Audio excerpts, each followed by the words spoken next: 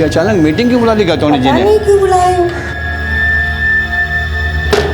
ये गायतोंडे साहब भी ना परेशान करके रखे हुए हैं। चलो इसी बहाने कम से कम प्रीति जी का घंटी बजाने के लिए मिलेगा।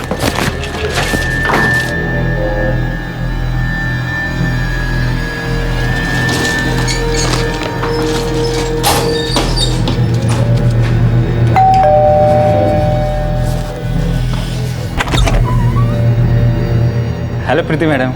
क्या चाहिए? हम तो देने आए हैं गायतोंडे साहब की अर्जी। 12 बजे बुलाएं सबको, नीचे आ जाइएगा।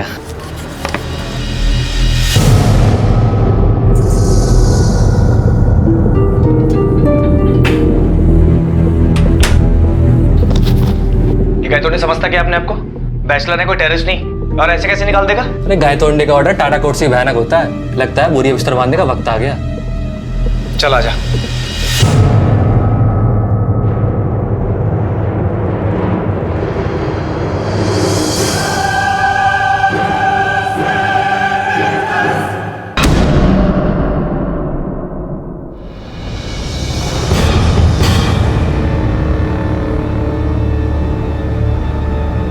नमस्कार। आजकल हमारी सोसाइटी में जो अभद्रता चल रही है उसे रोकने के लिए सोसाइटी मेंबर्स ने डिसाइड कर लिया है कि आज के बाद किसी भी बैचलर भाड़ोत्री को अलाउ नहीं किया जाएगा। 30 दिन के अंदर अंदर सब बैचलर भाड़ोत्री को रूम खाली करना पड़ेगा। माना कि हम सभी अपने परिवार के साथ वहीं रहना चाहेंगे जहां के आसपास का माहौल सभ्य और शांतिपूर्ण हो, लेकिन किसी के व्यक्तित्व को परखने के लिए क्या आप पहले ये जानेंगे कि वो इंसान बैचलर है या शादीशुदा? शायद नहीं। तो फिर ये कैसे मान लिया जाता है कि बैचलर इंसान शादीशुदा के मुकाबले गैर जिम्मेदार होता है? ये केस एक हाउसिंग सोसाइटी में रहने वाली 2 सिंगल लड़कियों रेनू और प्रीति की एक ऐसी आपबीती से जुड़ा है जिन्हें उस सोसाइटी में रहने वाले बाकी बैचलर्स के साथ 1 महीने में फ्लैट खाली करने का नोटिस मिला था। लेकिन कुछ ऐसा हुआ कि इन आशियाना ढूंढने वालों की उम्मीदों का छप्पर भी गिर गया। सर, रितु पैराडाइज में हमारे 2 फ्लैट हैं। एक में हम खुद रहते हैं और दूसरा हमने इन दोनों लड़कियों रेनू और प्रीति को भाड़े पे दे रखा है। सर, अब सोसाइटी ने एक नया रूल बना दिया है कि किसी भी बैचलर को सोसाइटी में फ्लैट भाड़े पे नहीं दिया जाएगा। और सर, इसलिए 15 दिन पहले हमने इन दोनों लड़कियों को 30 दिन के अंदर फ्लैट खाली करने के लिए बोल दिया। लेकिन अब पिछले 2 दिन से इन दोनों के फ़ोन बंद आ रहे हैं। सर, हमें तो लगता है कि वो फ्लैट खाली करके चली गई हैं और डिपॉजिट का 1 लाख रुपए भी नहीं लिया उन्होंने। लेकिन अगर उन्होंने फ्लैट खाली किया होगा तो उनके किसी पड़ोसी या बिल्डिंग के वॉचमैन ने तो देखा होगा। आपने कंफर्म किया कि उन्होंने फ्लैट खाली किया भी है या नहीं? नहीं सर, किसी ने भी उन्हें फ्लैट खाली करते हुए नहीं देखा है। और सर, हमें फिक्र इस बात की हो रही है कि अगर उन्होंने फ्लैट खाली नहीं किया है तो वो पिछले 2 दिन से कहाँ गायब हैं? उनके फ़ोन क्यों बंद है? आपके पास उनके घर वालों का नंबर भी तो होगा, उनसे पूछा आपने? सर, एग्रीमेंट रेनू के नाम से है और उसका नेटिव एड्रेस नासिक का है, लेकिन उसमें किसी भी फैमिली वाले का नंबर नहीं है। और सर, जिस कॉल सेंटर में ये दोनों लड़कियां काम करती हैं वहाँ प्रीति ने मेरा number as a local guardian दे रखा है। वहाँ से मुझे फ़ोन भी आया था और उन्होंने मुझे बताया कि ये दोनों लड़कियाँ बिना इन्फॉर्म किए 2 दिन से ऑफिस में नहीं आ रही हैं। आप दोनों लड़कियों का नंबर और बाकी जो भी डिटेल्स हैं आप लिखवा दीजिए, हम देखते हैं। चंदे आइए। शिंदे, अगर लड़कियों ने फ्लैट खाली किया होता तो अपना 1 लाख का डिपॉजिट छोड़ के नहीं जाती। और कोई तो बात होगी जो दोनों के नंबर ऑफ है। दोनों लड़कियों के नंबर की लास्ट लोकेशन निकालो और एक बार इनकी सोसाइटी होके आते हैं, क्योंकि ओनर की बात को एक बार कंफर्म करना भी जरूरी है। सर,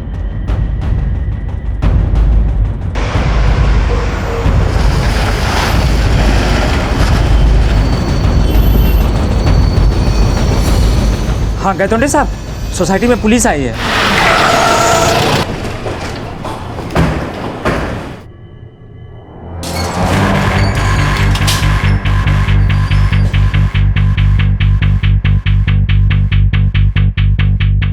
पिछले 2 दिन के अखबार। शिंदे,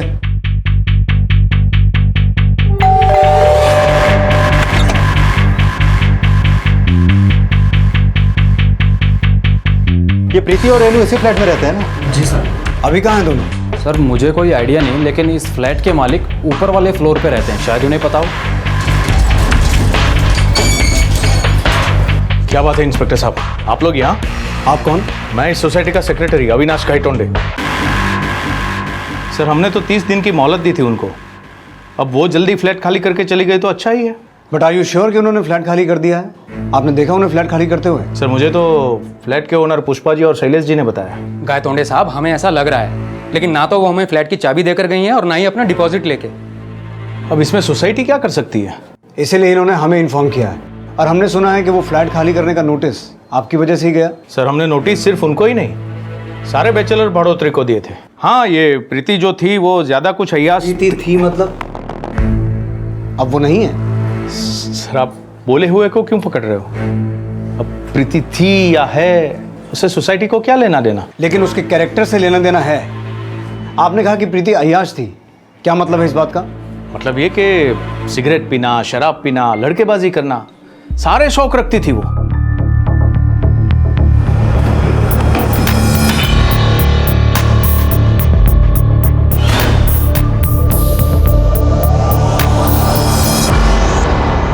प्रीति आपके लिए अय्याश थी, और रेनू वो कैसी थी? वो तो सीधी सादी थी बेचारी, यूं समझ लीजिए कि गेहूं के साथ गुण भी पिस गया। सर अगर आपको प्रीति के बारे में ज्यादा जानकारी चाहिए तो करण से बात कर लीजिए। करण कौन? एक और अय्याश बैचलर।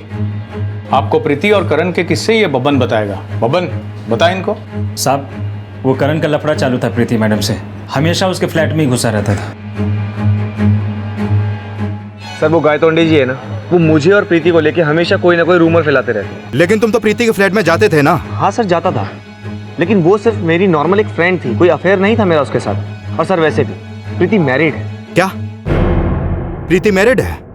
जी सर, प्रीति ने बताया था कि वो अपने पति से अलग हो गई थी, इसके अलावा ज़्यादा कुछ नहीं बताया। सर मुझे सिर्फ इतना पता है कि उसके हस्बैंड ने उसे धोखा दिया था। कैसा धोखा? सर ये सब तो नहीं पता, लेकिन कोई ना कोई दर्द ज़रूर था जिसमें हमेशा वो घुटती रहती थी। ऊपर से सर उसे सपोर्ट करने वाला कोई भी नहीं था, यहाँ तक कि वो रेनू भी। अच्छा, वो और रेनू अभी हो कहाँ सकते हैं? उसका मुझे कोई आइडिया नहीं, लेकिन हाँ प्रीति और रेनू की कभी नहीं बनती थी। और सर रेनू से मेरा कोई लेना देना नहीं। प्रीति का चरित्र जितना पेचीदा नजर आ रहा था उतना ही रहस्यपूर्ण उसका अतीत भी था। हालांकि गुमशुदा रेनू भी थी, लेकिन जो गुमशुदा बदनाम होता है उसकी गुमशुदगी को अक्सर किसी अपराध से जोड़कर जरूर देखा जाता है। लेकिन प्रीति और रेनू की गुमशुदगी किस अपराध से जुड़ी थी, यह अभी तक रहस्य बना हुआ था।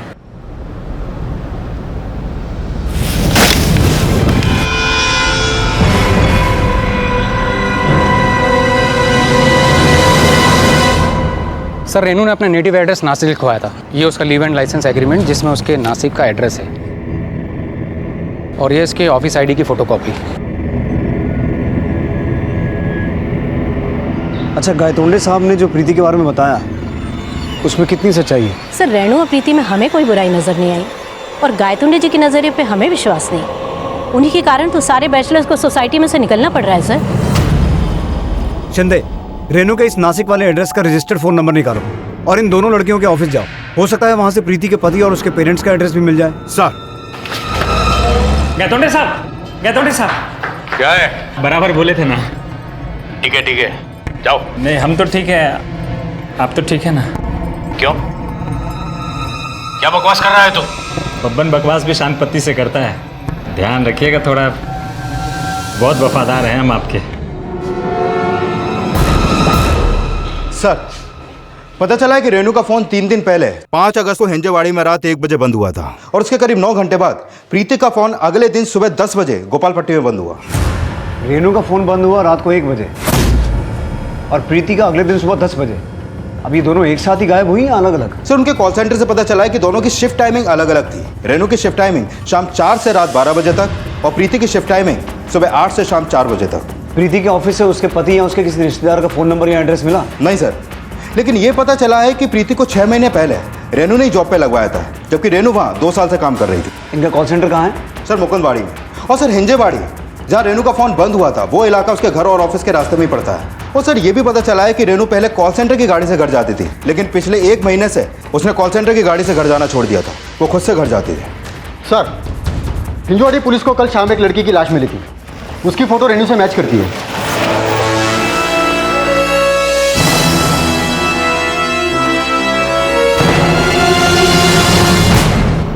सर हिंजेवाड़ी पुलिस ने बताया है कि क्राइम सीन के आसपास इसका पर्स, मोबाइल या कुछ भी सामान नहीं मिला। इसका मतलब है इसे मारने वाले ने इसका सामान गायब कर दिया ताकि इसकी पहचान ना हो सके। लेकिन सर जिस नाले के पास रेनू की लाश मिली वहां से कुछ ही दूरी पर लोकल पुलिस को एक पत्थर मिला था जिस पर खून के निशान थे। तो हो सकता है शिंदे कि उसी पत्थर से इसे मारा गया हो और फिर इसे मारने के बाद इसकी बॉडी को नाले के पास डंप कर दिया गया हो। हिंजेवाड़ी पुलिस से कहो कि उस पत्थर की फोरेंसिक और इसकी पोस्टमार्टम रिपोर्ट आने के बाद हमसे शेयर करें। Okay sir.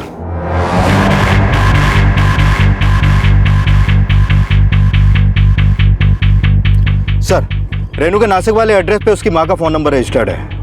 दामले ने उन्हें पुणे आने के लिए बोल दिया है। लेकिन शिंदे, हमें प्रीति के गायब होने वाला चक्कर भी समझना होगा। सर, जिस रात रेनू का फोन बंद हुआ, प्रीति की फोन लोकेशन रेनू की फोन लोकेशन और क्राइम लोकेशन से मैच नहीं करती है। प्रीति का फोन 5 अगस्त की शाम से 6 अगस्त की सुबह 9 बजे तक उनके अपार्टमेंट ऋतु पैराडाइज में एक्टिव था। लेकिन सुबह 10 बजे उसका फोन गोपालपट्टी में बंद क्यों हुआ, जबकि सुबह 8 बजे वो अपने कॉल सेंटर में होती है और उस दिन वो कॉल सेंटर गई भी नहीं। ये इत्तेफाक नहीं है शिंदे।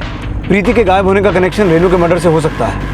पुणे की ऋतु पैराडाइज हाउसिंग सोसाइटी के फ्लैट नंबर 303 में रहने वाली रेनू की हत्या होना और उसकी रूममेट प्रीति का अचानक गायब हो जाना ये शक खड़ा कर रहा था कि क्या प्रीति रेनू की हत्या करके फरार थी। अगर ऐसा था तो फिर प्रीति अब कहां थी, ये जानने के लिए पुलिस प्रीति तक पहुंचने के हर संभव प्रयास कर रही थी और इन्वेस्टिगेशन की इसी कड़ी में प्रीति के चरित्र से जुड़े नए अध्याय सामने आने वाले थे।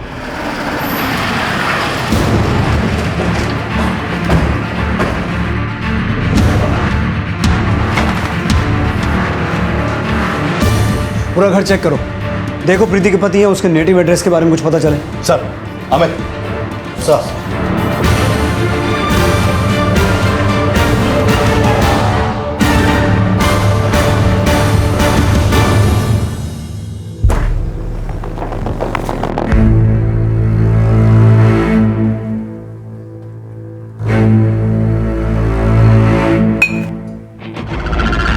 लेकिन जितनी अय्यास वो प्रीति थी उतने तो प्रीति थी मतलब?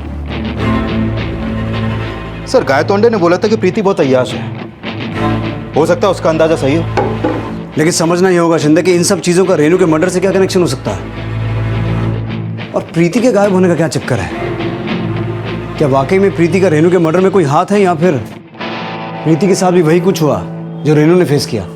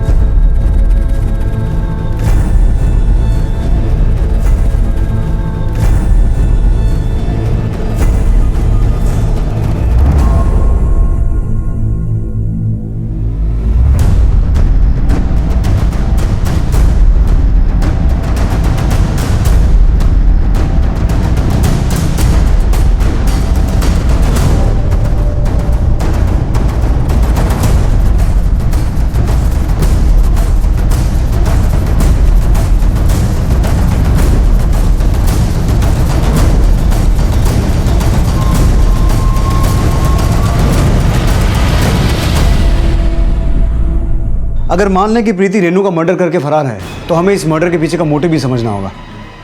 एक काम करते हैं, प्रीति और रेनू के बारे में पूरी सोसाइटी में पूछताछ करते हैं। तुम गोपालपट्टी में जहाँ से प्रीति का फ़ोन बंद हुआ था वहाँ से प्रीति के बारे में पता लगाने की कोशिश करो और प्रीति के कॉल रिकॉर्ड चेक करना, उसमें कोई गोपालपट्टी का नंबर रजिस्टर्ड है क्या। Okay sir.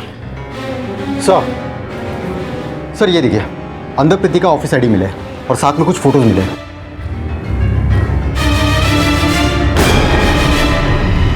ये तो किसी खाली फ्लैट के पिक्चर्स हैं। कोई खाली फ्लैट की पिक्चर्स प्रिंट करवा के क्यों रखेगा। और अगर प्रीति का आई कार्ड यहाँ पर है तो इसका मतलब ये हुआ कि 5 अगस्त को प्रीति घर से ऑफिस के लिए नहीं निकली थी।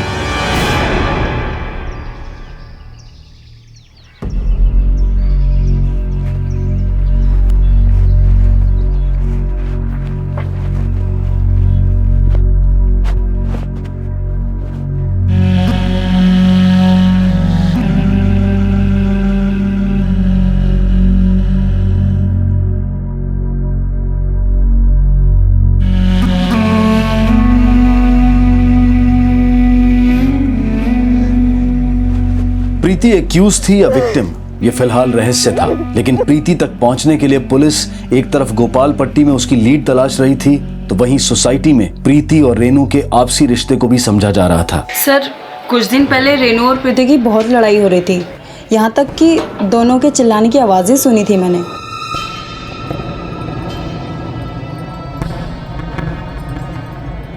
सर मैं तो दोनों से ही दूर रहती थी, और खास करके उस प्रीति से। वो मुझे फूटी आग भी नहीं भाती थी। ऐसा क्यों? वो लड़की बहुत अय्याश थी, यहाँ तक कि वो मेरे पति को भी अपने जाल में फांसने की कोशिश कर रही थी। सर दोनों लड़कियां काफी फ्रैंक थी और घर से निकलते वक्त अक्सर हाय हेलो हो जाती थी। लेकिन तुम्हारी बीवी तो कुछ और ही कर रही है। सर पूरी सोसाइटी प्रीति को कैरेक्टरलेस समझती थी, शायद इसीलिए उसे गलतफहमी हो गई थी। तो तुम्हें प्रीति कैरेक्टरलेस नहीं लगती? I am not sure sir, और वैसे भी उसके बारे में हमें ज्यादा नहीं पता, लेकिन करण और उमार अक्सर उसके घर आते जाते थे। करण और उमार? करण से तो हम मिले हैं, उमार कौन है? करण का रूममेट सर। सर मैं तो कभी कभी करण के साथ ही वहाँ चला जाता था, वो लोग भी अकेले रहते थे और हम भी सर, इसीलिए एक दूसरे की कंपनी शेयर कर लेते थे। किस तरह की कंपनी शेयर करते थे? बस सर ऐसे ही गायतोंडे जी हम बैचलर से बहुत चिढ़ते थे सर, यही सब हम मिलकर शेयर करते थे। देख लेना, ये गायतोंडे सोसाइटी में बैचलर्स को रहने नहीं देगा। मैंने सुना सारे फ्लैट ओनर से पर्सनली मिलके कोई नया रूल लाने वाला है। सर फिर थोड़े दिन में रूल सामने आ गए, इसकी वजह से हम लोगों को 12 दिन में ये फ्लैट खाली करना, और अभी तक नया फ्लैट भी नहीं मिला। फ्लैट तो प्रीति और रेनू को भी खाली करना था, उन्होंने कोई दूसरा फ्लैट देख रखा था? सर इसका मुझे कोई आइडिया नहीं है सर, मुझे तो ये खुद समझ में नहीं आ रहा कि रेनू के मर्डर और प्रीति के गायब होने का क्या चक्कर है।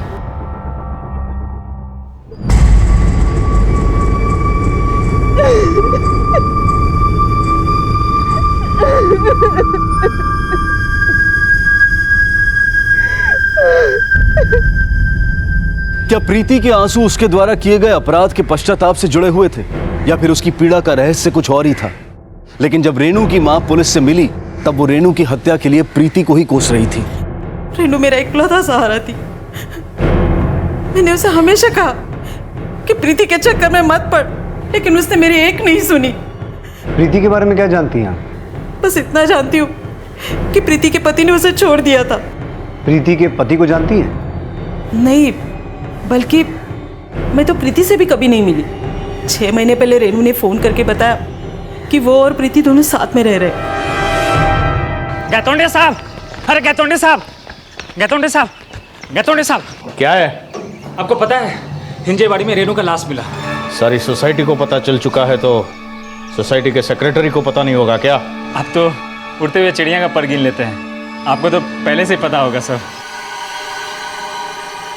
ये फाइल डीआईजी साहब के ऑफिस भिजवा देना। सर प्रीति के कॉल रिकॉर्ड में गोपाल पट्टी से रिलेटेड तो कोई भी नंबर नहीं मिला, लेकिन उसके फ़ोन पर एक शांति मालवनकर नाम की औरत के अक्सर फ़ोन आते थे। प्रीति का सरनेम भी मालवनकर है। हो ना हो ये शांति मालवनकर उसकी कोई रिश्तेदार है। कहाँ रहती है? सर पुणे की है, और बनवाड़ी के एड्रेस पर उसका फ़ोन नंबर रजिस्टर्ड है।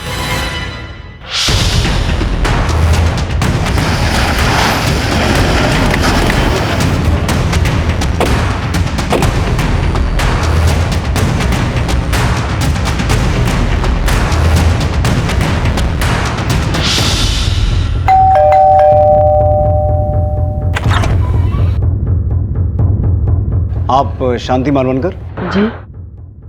जी सर, प्रीति हमारी बहू है। हमने सुना है प्रीति को उसके पति ने छोड़ दिया था। नहीं सर, बल्कि वो मनीष से नाराज होकर खुद ही घर छोड़ के चली गई। प्रीति मेरी बात सुन बेटा, बेटा ऐसे घर छोड़ के मत जा। देख मुझे बताइए, मैं सब कुछ ठीक कर दूंगी। आई ऐसा कुछ भी नहीं है जो आप ठीक कर पाएंगी। प्रीति, प्रीति। मनीष, ऐसा क्या हुआ था तुम दोनों के बीच कि तुम्हें छोड़ के चली गई? सर अब मैं क्या बोलूँ, उसको मेरी हर चीज़ से प्रॉब्लम थी, हर छोटी छोटी बात को तूल देती थी। वो आप लोगों को छोड़ के चली गई, लेकिन शांति जी आप फिर भी उसको फ़ोन करती थी? जी सर, क्योंकि मैं ये चाहती हूँ कि वो सारी पुरानी बातों को भूल करके घर वापस आ जाए, इसीलिए मैं उसे कॉल किया करती थी। लेकिन 3 दिन से तो उसका फ़ोन बंद है, और हमें उसकी दोस्त रेनू जिसके साथ वो रहती थी उसकी लाश मिली है। क्या उसकी दोस्त मर गई? जी, और हमें शक है कि प्रीति ही उसका मर्डर करके फरार है। नहीं सर, ऐसा नहीं हो सकता। मेरी प्रीति ऐसा नहीं कर सकती। अरे वो किसी को मारना तो दूर, किसी का दिल तक नहीं दुखा सकती है। शांति जी, हमने तो सुना है कि आपकी बहू प्रीति शराब सिगरेट सब पीती थी, और जहां वो अपनी दोस्त रेनू के साथ रहती थी वहां और भी कई चीज़ों के लिए बदनाम है। सुना माँ, कैसी है वो, और आप उसे वापस लाना चाहती हैं? सर हमारी शादी में माँ ने लगभग 12 लाख के गहने चढ़ाए थे, और जिस दिन वो गई सारे लेके चली गई। सर मनीष 12 लाख के गहनों की बात कर रहा था, लेकिन जब हमने प्रीति का फ्लैट सर्च किया तब हमें वहां पर कोई भी गहने नहीं मिले। तो हो सकता है प्रीति के ही हाथों रेनू का मर्डर हो गया हो और प्रीति वहां से अपना सब कुछ लेकर भाग गई हो।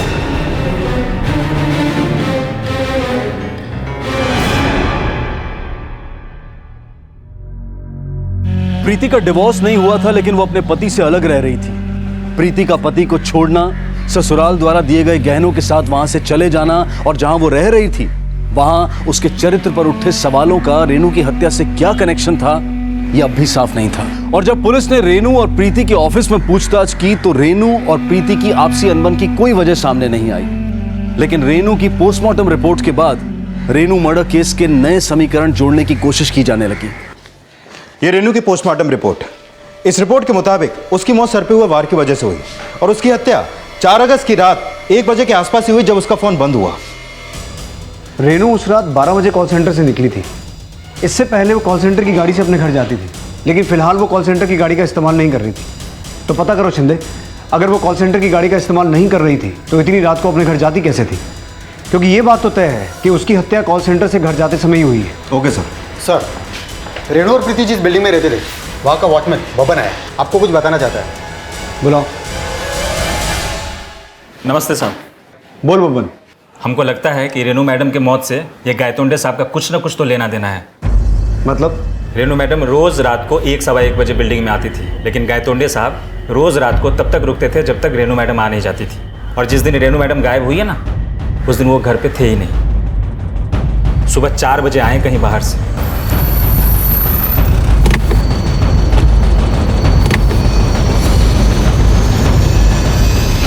उस दिन सुबह 4 बजे मैं शिरडी से वापस आया था। लेकिन ये सब पूछकर आप जानना क्या चाहते हो? यही कि कहीं रेनू के मर्डर में आपका कोई हाथ तो नहीं है? लगता है आपको बबन ने भड़काया है सर, क्योंकि मैंने उसे नौकरी से निकाल दिया है ना। अपने आप को बहुत होशियार समझ रहा है ना। चल निकल यहाँ से, निकल निकल, आज के बाद दिखना नहीं सोसाइटी में। नौकरी गई तेरी। सर, मुझे रात को नींद नहीं आती, इसलिए मैं वॉक करता रहता हूँ। उसका मतलब ये नहीं कि मैं अपनी पोती की उम्र की लड़की को बुरी नजर से देखूं। ये बबन के दिमाग में तो कचरा भरा हुआ है सर।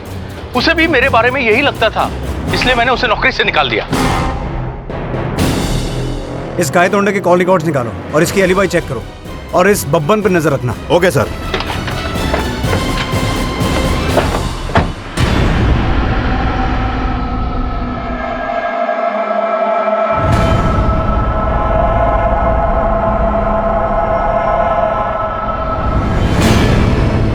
सोसाइटी के सेक्रेटरी अविनाश गायतोंडे के साथ साथ उसके खिलाफ बयान देने वाला बब्बन और सोसाइटी के बाकी सस्पेक्ट्स पुलिस की नजर में थे।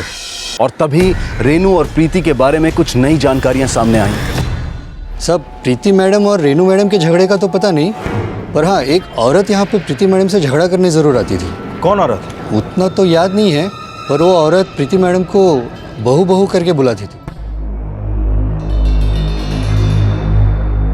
प्रीति, प्रीति बहू, बहू घर चलो। कैसी हो तुम? सुनो सुनो प्रीति। सब वो औरत प्रीति मैडम के लिए घंटों इंतजार करती थी, लेकिन प्रीति मैडम उसे अवॉइड करके चली जाती थी। हाँ सब, यही औरत थी सब।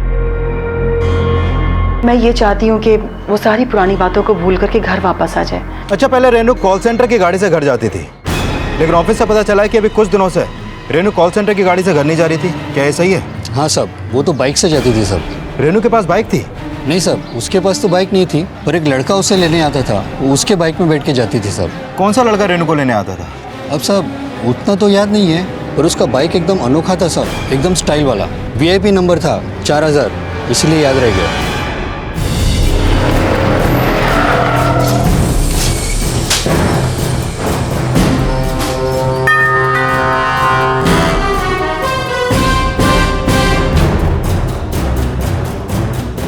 हाँ सर, वो बाइक मेरे ही नाम पे रजिस्टर्ड है, लेकिन ये आपको क्यों जानना है?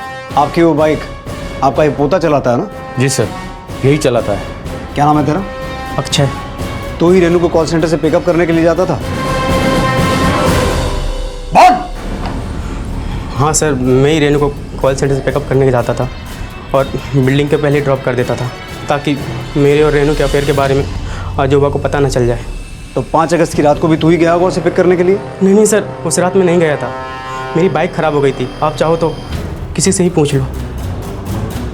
ठीक है, तो जब तक हम ना कहें तुम और आप गायतोंडे साहब शहर छोड़ कर नहीं जाएंगे। Okay sir. सर मैंने कंफर्म किया 5 अगस्त को अक्षय की बाइक रिपेयर के लिए गैरेज में थी और उसके फ़ोन की लोकेशन भी उसके खुद के घर की थी। और सर ये भी कंफर्म किया कि रेनू उस दिन कॉल सेंटर की गाड़ी से नहीं गई थी। Excuse me sir. हाँ ओके लेके आओ उसे। सर वनवाड़ी पुलिस स्टेशन से फ़ोन था, उन्होंने प्रीति को सह्याद्री पार्क से पकड़ लिया।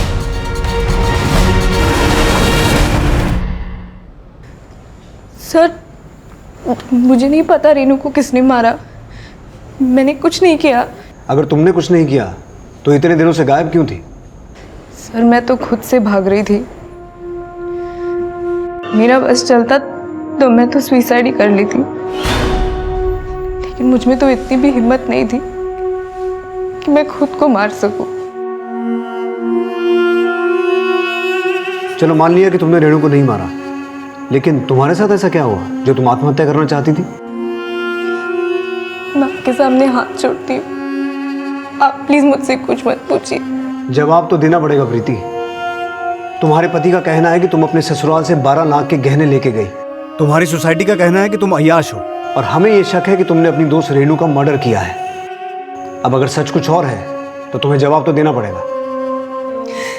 सबको लगता है कि मैं बुरी हूँ, लेकिन सर मैं बुरी नहीं हूँ। आप प्लीज मुझ पे रेनू के मर्डर का आरोप मत लगाइए, मैंने कुछ नहीं किया।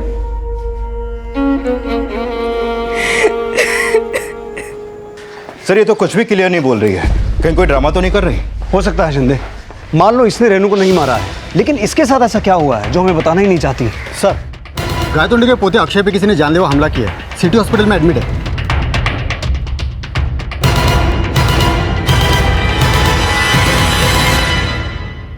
सर उसका बस चलता तो मुझे जान से ही मार देता। पर वो तुम्हें जान से मारना क्यों चाहता था? सर उसने मेरी रेनू को मुझसे छीना, मैं उसे सिर्फ सबक सिखाना चाहता था। रेणु का अफेयर तो अक्षय से चल रहा था, तो फिर रेणु को मेरी रेणु क्यों बोल रहा है? रेनू से मैं प्यार करता था सर, लेकिन मुझे पता चला कि वो उसे घुमा रहा है। तू ही रेणु से प्यार करता था या रेणु भी तुझसे प्यार करती थी? सर वो भी मुझसे प्यार करती थी। तो ये बात उन्हें पहले क्यों नहीं बताई? सर मैंने इसलिए नहीं बताई कि कहीं उसके गायब होने का शक आप मुझ पे ना करें। लेकिन हमें तो लग रहा है उसको मारने में भी तेरा ही हाथ है। नहीं सर मैंने रेनू को नहीं मारा सर, मैं उससे प्यार करता था। लेकिन ये बात भी सच है कि रेनू मुझे धोखा दे रही थी। प्रीति ने मुझे कई बार कहा कि रेनू मुझसे प्यार नहीं करती, और सर वैसे भी रेनू की वजह से प्रीति बदनाम हो रही थी। मतलब? शराब और सिगरेट रेनू के शौक थे, प्रीति तो उसे हाथ तक नहीं लगाती थी। इसका मतलब ये हुआ कि अय्याश रेणु थी और बदनाम प्रीति हो गई। एक बात बता, तुझे क्या लगता है तेरे और अक्षय के अलावा रेणु का अफेयर और किससे हो सकता है? सर उनके फ्लैट में उमर और सिद्धार्थ भाई आया जाया करते थे सबको, और मुझे ये लगता था कि वो प्रीति से मिलने जा रहे हैं, लेकिन अब लगता है कि उनका अफेयर भी रेनू से होगा।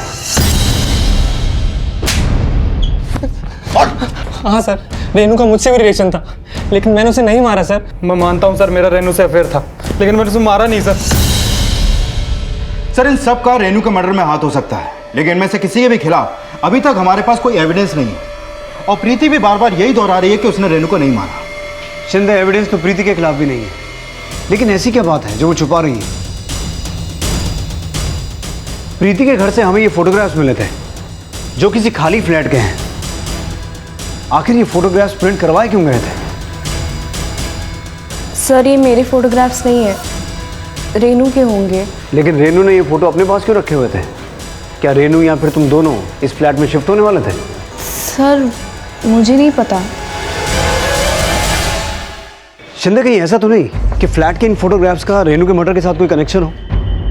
एक काम करो, इंटरनेट पर सर्च करो, क्या किसी ने अपना फ्लैट बेचने या किराए पर देने के लिए ये फोटोग्राफ्स किसी साइट पर अपलोड किए हैं? Okay sir.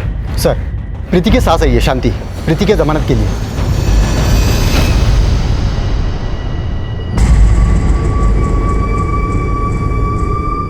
प्रीति बेटा तू ठीक तो है ना? प्रीति इन्होंने तुम्हारी जमानत करवा दी है, तुम जा सकती हो। सर आप चाहे मुझे जिंदगी भर जेल में रख दो, लेकिन मैं इनके साथ नहीं जाऊंगी। ये तो क्या कह रही है बेटा? अगर मेरे मनीष से कोई गलती हुई है ना तो उसकी तरफ से मैं तुमसे 1000 बार माफी मांगने के लिए तैयार हूँ, लेकिन ऐसा मत बोल बेटा। चल मेरे साथ घर चल। मेरे पास कोई गहने नहीं है, मैं कंगाल हूँ। मेरी धन दौलत सब तो ही है बेटा। चल चल बेटा घर चल। इसे हॉस्पिटल लेके जाओ जल्दी।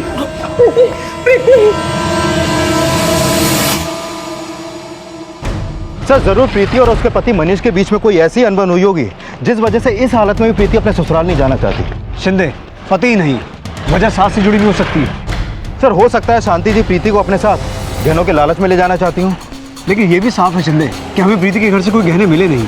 अब या तो उसने वो गहने कहीं छुपा दिए हैं या फिर बेच दिए हैं। कैसे भी करके ये पता करो कि प्रीति उस दिन वहाँ गोपाल भट्टी में कहाँ थी, और पुणे में जितने भी पुराने गहने खरीदने वाले सुनार हैं सबसे पूछताछ करो। पुलिस अब प्रीति के उन 12 लाख के गहनों का राज पता कर रही थी जो वो अपने पति के घर से लाई थी। वहीं इन्वेस्टिगेशन के दौरान प्रीति के घर से मिले उस फ्लैट के फोटोग्राफ से जुड़े खुलासे में कुछ नए समीकरण सामने आए। सर इस ऐड में जो फोटोग्राफ्स अपलोडेड हैं ये वही फोटोग्राफ्स हैं जो हमें प्रीति और रेनू के फ्लैट में मिले थे, लेकिन सर ये ऐड सेल के लिए है। प्रीति ने हमें कहा था कि ये फोटोग्राफ्स रेनू के हैं, तो क्या रेनू ये फ्लैट खरीदना चाहती थी? लेकिन रेनू का फाइनेंशियल स्टेटस इतना अच्छा नहीं था कि वो फ्लैट खरीद सके। लेकिन शिंदे, अगर रेनू ने ये प्रिंट निकाले थे तो किस मकसद से? सर भीमनगर के अभिनंदन ज्वेलरी शॉप पे 2 अगस्त को प्रीति ने अपने गहने बेचे थे और ज्वेलर्स ने उन गहनों के 12.5 लाख रुपए कैश प्रीति को दिए थे। 12.5 लाख? अगर 2 अगस्त को उसके पास 12.5 लाख रुपए कैश था तो वो कैश गया कहाँ? सर कहीं ऐसा तो नहीं कि रेनू ने प्रीति को चीट किया हो? उसने उस फ्लैट के फोटोग्राफ्स दिखाकर प्रीति से पैसे हड़प लिए और शायद इसी वजह से प्रीति के हाथों रेनू का मर्डर हो गया हो। ऐसा माना जा रहा था कि कहीं रेनू की हत्या प्रीति को दिए गए पैसों के धोखे से तो नहीं जुड़ी थी, और जल्द ही प्रीति की चुप्पी की वजह का एक चौंका देने वाला राज सामने आया। सब प्रीति का रेप हुआ है, उसके प्राइवेट पार्ट्स पर इंजरी मार्क्स हैं। प्रीति चुप रह के क्या साबित करना चाहती हो? तुम बता क्यों नहीं रही हो कि तुम्हारे साथ किसने? सर प्लीज आप मुझसे कुछ मत पूछिए। लेकिन ऐसी क्या मजबूरी है जो तुम चुप रहकर अपने ही अपराधी को बचा रही हो?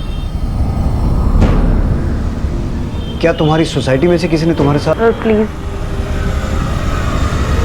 आप मुझे मेरे हालात पे छोड़ दीजिए। प्रीति की चुप्पी इस केस को और भी जटिल बना रही थी, और अंदाजों के आधार पर प्रीति की सोसाइटी में रहने वाले लड़कों को प्रीति रेप केस का सस्पेक्ट मानकर पूछताछ की जा रही थी। सर मैंने प्रीति के साथ कुछ भी नहीं किया, ट्रस्ट मी सर। तुमने सिर्फ उसका रेप ही नहीं, उसके 12.5 लाख रुपए भी चुराए हैं। सर मैंने कोई पैसे नहीं चुराए, ना तो मैंने प्रीति के साथ कुछ किया है और ना ही रेनू के साथ। पूछताछ की इस कड़ी में रेनू और प्रीति के फ्लैट ओनर द्वारा सिक्योरिटी गार्ड बब्बन पर भी शक जताया गया। सर प्रीति कई बार बोलती थी कि बब्बन उसको बुरी नज़र से देखता है, और मैंने उसकी कंप्लेंट गायतोंडे से भी की थी, लेकिन वो तो प्रीति को ही गलत बोलने लगे। साहब बोलते हैं साहब हम मानते हैं कि प्रीति मैडम हमको बहुत अच्छी लगती थी, लेकिन हम ताड़ने के अलावा और कुछ किया ही नहीं है। सही बता रहे हैं साहब, हमको तो लगता है ये गायतोंडे साहब ने ही प्रीति मैडम के साथ ये सब किया है। ऐसा कैसे कह सकते हैं आप? बिना किसी सबूत के अगर दोबारा मुझ पर इल्जाम लगाया तो मानहानि का केस कर दूंगा मैं। सर कहीं ऐसा तो नहीं कि प्रीति का रेप और वो 12.5 लाख रुपए गायब होने के पीछे प्रीति के पति का ही हाथ हो, और शायद इसी वजह से प्रीति अपनी सास के साथ जाने से घबरा रही थी? हो सकता है। प्रीति के पति को बुलाओ, एक बार उससे भी अच्छे से पूछताछ कर ही लेते हैं। Okay sir. सर मैं प्रीति से पिछले 6 महीने से नहीं मिला हूँ और आप मुझ पर यह एलिगेशन लगा रहे हैं। अभी तो सिर्फ एलिगेशन लगाए हैं, जरूरत पड़ी तो डंडे भी लगाएंगे। रेप एक्यूज को कैसे पीटा जाता है तुझे अंदाजा नहीं है? सर मैं प्रीति क्या किसी का रेप नहीं कर सकता। मैं नपुंसक हूं सर। अगर तुम नपुंसक हो तो तुमने प्रीति से शादी की क्यों? मैं किसी से शादी करना नहीं चाहता था सर, लेकिन आई ने मेरी शादी जबरदस्ती प्रीति से करा दी। आई को मेरे बारे में कुछ नहीं पता। शादी के बाद मैं प्रीति के सामने शर्मिंदा नहीं होना चाहता था, इसलिए मैं उससे दूर रहने के बहाने ढूंढने लगा। मैं उसे जानबूझ के झगड़ा करता था।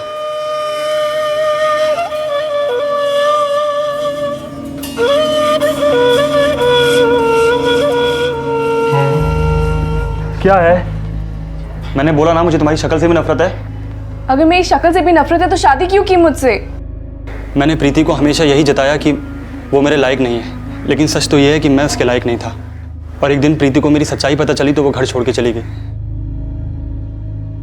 नहीं सर, ये सब झूठ है, ऐसा हो ही नहीं सकता। मेरा बेटा ऐसा नहीं है। शांति जी, ये बात आपके बेटे ने खुद हमें बताई है, लेकिन आपसे सिर्फ हम ये जानना चाहते हैं कि आप अपनी बहू को सिर्फ इसलिए वापस लाना चाहती थी ना क्योंकि उसके पास आपके 12 लाख के गहने थे? नहीं सर, गहनों की लालच तो मुझे कभी नहीं रही।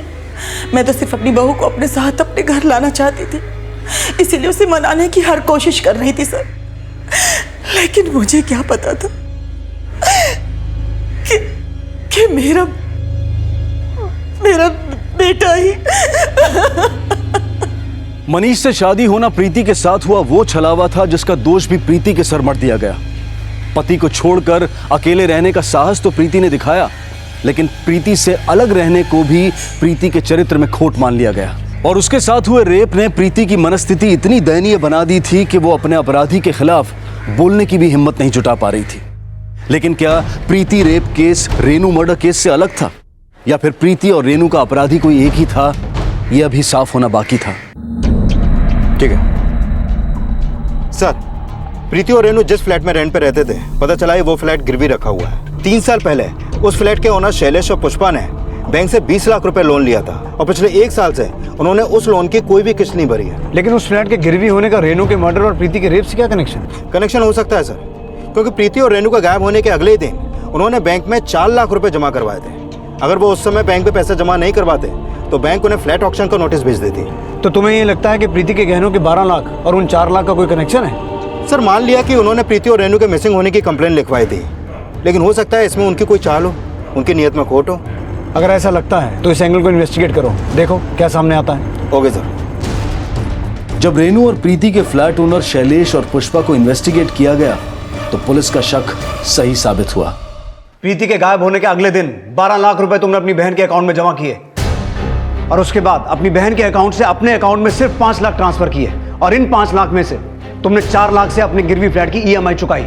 और तो और तुम दोनों की फोन लोकेशंस प्रीति की फोन लोकेशन से मैच करती है। जब प्रीति का फोन बंद हुआ तुम दोनों गोपाल पट्टी में ही थे। अब कुछ भी छुपाने का फायदा नहीं है, बोलो बोलो। सर गिरवी फ्लैट छुड़ाना तो दूर, हमारे पास तो रेनू और प्रीति का डिपॉजिट वापस करने के लिए भी पैसा नहीं था सर। पर सर मुझे पता चला था कि प्रीति के पास बहुत गहने हैं और जब गायतोंडे ने फ्लैट खाली करने को बोला तो हमें लगा कि हम प्रीति को ठग सकते हैं नया फ्लैट दिखाने के बहाने, और हमने एक साइड पर से एक फ्लैट का प्रिंट आउट निकाला और प्रीति को दिखाया। प्रीति बेटा, गोपाल पट्टी में ये मेरे दोस्त का फ्लैट है, बाहर वालों से 40 मांग रहा है, मैं तुझे 35 में दिलवा दूंगा। लेकिन अंकल मेरे गहने भी बेचकर सिर्फ 12-13 लाख आएंगे मेरे हाथ में। अरे बेटा, बाकी का पैसा तेरे अंकल लोन से दिलवा देंगे। हमने एडवांस के नाम पर उससे 12 लाख रुपए कैश ले लिया था, फिर वो रोज़ हमसे फ्लैट देखने के लिए बोलने लगी। हम उसे टाल नहीं पा रहे थे, इसलिए हमने उसे गोपाल पट्टी आने के लिए बोला।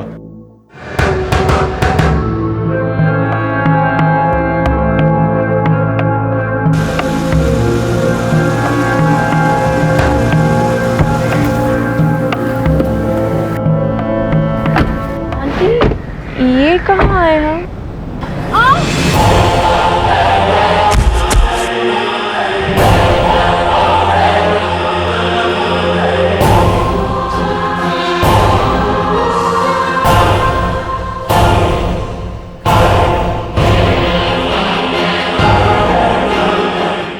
अब अगर किसी से कहा ना कि तूने हमें 12 लाख दिए हैं तो ये वीडियो अपलोड हो जाएगा, समझी? बाद में पता चला कि 2 दिन से उनका फ्लैट भी बंद था और उन दोनों लड़कियों के नंबर भी बंद आ रहे थे। हमें लगा कि कहीं प्रीति ने सुसाइड ना कर लिया हो, इसलिए उनकी मिसिंग होने की कंप्लेंट लिखवाई। प्रीति को तो 12 लाख के लिए ब्लैकमेल किया, और रेनू, उसे क्यों मारा? नहीं सर, रेनू को हमने नहीं मारा सर। शिंदे, जब तक ये सच ना बोले अच्छे से सेवा करो इनकी। बहुत जोर देने के बावजूद भी शैलेश और पुष्पा अपने बयान पर कायम रहे। अगर उन्होंने रेनू को नहीं मारा तो किसने मारा था, ये जानने के लिए पुलिस अब प्रीति से नए सिरे से पूछताछ कर रही थी। मैं बहुत डर गई थी सर, मुझे लगा कि अगर मेरा वीडियो अपलोड हो गया तो मैं किसी को मुंह दिखाने लायक नहीं रहूंगी। पहले से ही इतनी बदनाम थी मैं। हमने सुना कि कैरेक्टर रेनू का खराब था, उसके कई अफेयर्स थे। हाँ सर, लेकिन वो जैसी भी थी दिल की बुरी नहीं थी, उसने हमेशा मेरी मदद की। लेकिन उसकी वजह से तुम्हें सोसाइटी में बदनामी भी तो मिली। देख रेनू, मैं तुझे ब्लेम नहीं कर रही हूँ, लेकिन जब लोग मेरे कैरेक्टर पे उंगली उठाते हैं ना तब मुझसे सहन नहीं होता। दुनिया वालों की बात एक कान से सुनकर ना दूसरे कान से निकाल देनी चाहिए। तू जैसे सोचती है वैसे मैं नहीं सोच पाती। तो तू क्या चाहती है? अपने पति के पास वापस जाना चाहती है? बदनाम होके रहने से तो बेहतर ही है कि मैं घुट घुट के जी लूं। रेनू मेरी इस बात से नाराज थी, लेकिन हम दोनों के बीच में सुलह हो गई थी। अगर तुम्हारी उससे सुलह हो गई थी तो फिर झगड़ा किसका था जो उसका मर्डर कर दे? हाँ सर, मैंने ही रेनू को मारा है, क्योंकि उसी के बहकावे में आके मेरी बहू मेरे घर वापस नहीं आना चाहती थी। लेकिन सर, मैं वहाँ उसे मारने नहीं गई थी, मैं तो वहाँ उसे विनती करने गई थी, उसे समझाने गई थी। रेनू, रेनू, रेनू बेटा, आप यहाँ? देख बेटा, मैं तेरे सामने हाथ जोड़ती हूँ, मेरी बहू को वापस मेरे पास भेज दे। जब प्रीति आपके साथ नहीं रहना चाहती, आप क्यों जबरदस्ती करती है उसके साथ? छोड़िए उसे उसके हाल पर। तो अब मैं समझ गई कि तूने ही उसे रोक रखा है। तू अपने आप को दोस्त कहती है, अरे दोस्त तो वो होते हैं जो अपने दोस्तों का घर जोड़ते हैं, और तू उसके पति से तू अलग कर रही है। काहे का पति? आपको पता भी है आपका बेटा तो मर्द तक नहीं है, नामर्द है। वो बना दिया उसे प्रीति का पति। उसने मेरे बेटे को नामर्द बोला तो मुझसे सहन नहीं हुआ, उसकी बॉडी को वहीं नाली के पास छोड़ दिया और उसका आईडी कार्ड और पर्स लेके मैं वहां से निकल गई। लेकिन सर, तब मुझे सच नहीं पता था, मुझे नहीं पता था कि रेनू मेरे बेटे के बारे में जो भी बोल रही है वो सच बोल रही है। मैं तो बस इतना ही चाहती थी कि मेरे बेटे और बहू खुश रहे, लेकिन अपनी तकदीर फूटी थी सर। सच कड़वा ही होता है शांति जी। बेहतर यही होता कि गुस्से में आकर किसी की जान लेने की बजाय आप सच का कड़वा घूंट पी जाती। प्रीति और मनीष का रिश्ता शांति की नजर का वो क्षितिज था जिसे वो दूर से जुड़ता हुआ तो देखती थी, लेकिन इस हकीकत से अनजान थी कि उनका रिश्ता उन दो समानांतर रेखाओं की तरह था जिनकी दूरी वो कभी खत्म नहीं कर पाएगी। कभी कभी नजर के भ्रम को भी सच मान लिया जाता है, लेकिन अपने इस भ्रम को गलत नजरिया देना एक ऐसी भूल है जिसका खामियाजा व्यक्ति विशेष तो भुगतता ही है, लेकिन दोषी वो समाज भी बन जाता है जिसका प्रतिनिधित्व करने वाले कभी कभी भले को बुरे की संज्ञा देकर उसे बदनाम कर देते हैं।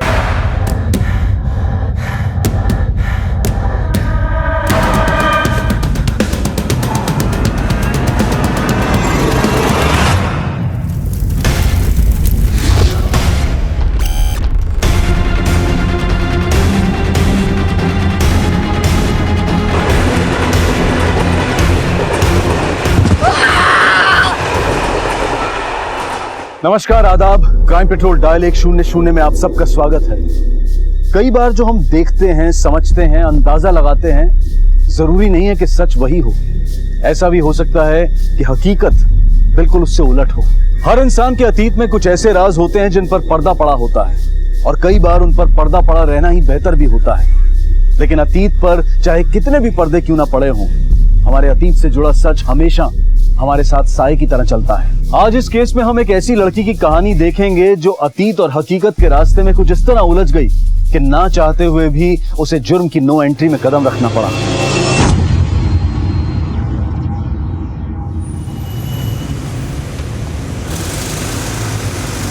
The number you are trying to call is currently not reachable.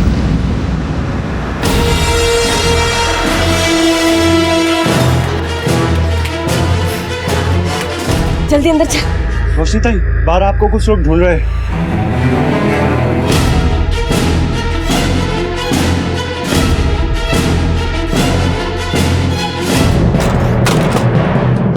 क्या हुआ रोशनी? हाँ? देखो कोई पंगा हो तो बोलना अपन को। नहीं कुछ नहीं अंकल, मेरे को ना बहुत जरूरी काम याद आ गया, तो मैं करके आती अभी वापस। आप ना थोड़ा घर का ध्यान रख लेना। जल्दी चल। आती है मैं अंकल, ध्यान रखना। हाँ हाँ। एक तरफ जहां पुलिस को एक औरत की लाश मिलती है, वहीं दूसरी तरफ रोशनी के हालात देखकर मामला काफी अजीब मालूम पड़ रहा था।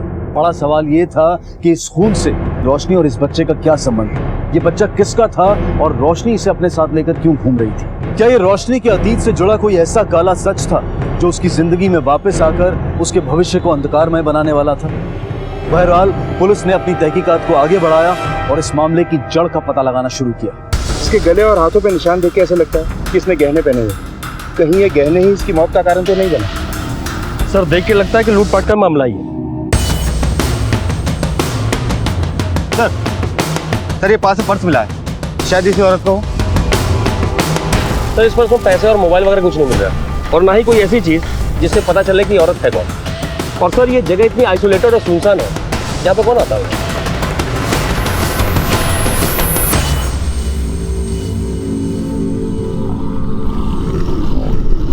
The number you are trying to call is currently not reachable. नायक, एक बात गले के नीचे नहीं उतर रही कि ये औरत इस सुनसान इलाके में क्या करने आई होगी। कहीं ऐसा तो नहीं कि हत्यारा इसे जबरदस्ती यहाँ लाया और सुनसान इलाका देखकर इन्हें मारकर ठिकाने लगा दिया, या फिर ऐसा भी हो सकता है कि इन्हें मारा कहीं और गया और लाश को डंप यहाँ किया गया। विक्टिम की फोटो दिखाकर आसपास के लोगों से पूछताछ करें और हाँ, सभी थानों और खबरियों तक भी इसकी फोटो फैला दो। जितनी जल्दी हमें इसकी पहचान होगी उतनी जल्दी ही हम इस केस को सॉल्व कर पाएंगे। सर बॉडी को पोस्टमार्टम के लिए भेजें। एकदम चुप रहे, बोले ना चुप रहे, काय को रो रहा है? हाँ? हेलो हेलो रोशनी। अरे मैं तेरे को बाद में फोन करती है ना, अभी बहुत परेशान है मैं। ये बच्चा किसका रो रहा है? तुम्हारे साथ कोई बच्चा है? अरे मैं बाद में बताती है ना, तू अभी फोन रख। ए, सुन, रुक रुक रुक। कितनी बार बोला तेरे को मत भागने का, क्यों भाग रहा है? चल। मृत महिला की पहचान के लिए पुलिस ने एड़ी चोटी का जोर लगा दिया। एक एक आदमी से और एक एक ऑटो वाले से पूछताछ की गई। इसको देखा तू? हाँ साहब, इस औरत को मैंने ही दोपहर में छोड़ा था। कहाँ पर? सर यहाँ से सीधा जाएंगे, आगे से लेफ्ट, सुनसान जगह है, वहाँ पे एक बच्चा एक औरत पहले से खड़ी थी और ये भी सर वहीं पे उतर गए। अच्छा, तुम्हें उस औरत की शक्ल याद है जिसके साथ बच्चा था? नहीं सर, मैं जल्दीबाजी में था, मैं पहचान नहीं पाया सर। कहाँ से बताया था इसको? सर यहीं हमें बड़ी से सर। आखिर विक्टिम के साथ ये औरत कौन हो सकती है? मानता क्यों नहीं तू? इधर इधर बैठ इधर। हाँ, कितनी बार बोला भागने का नहीं, समझ में नहीं आता तेरे को?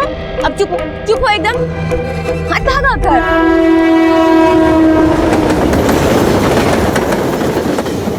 देख, अभी भागा तो फोन गिरा है, अब के भागेगा ना तो तू खुद गिरेगा।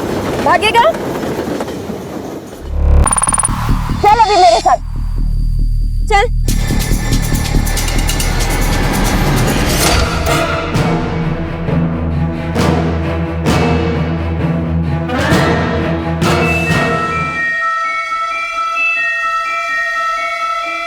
एकदम चुप कर।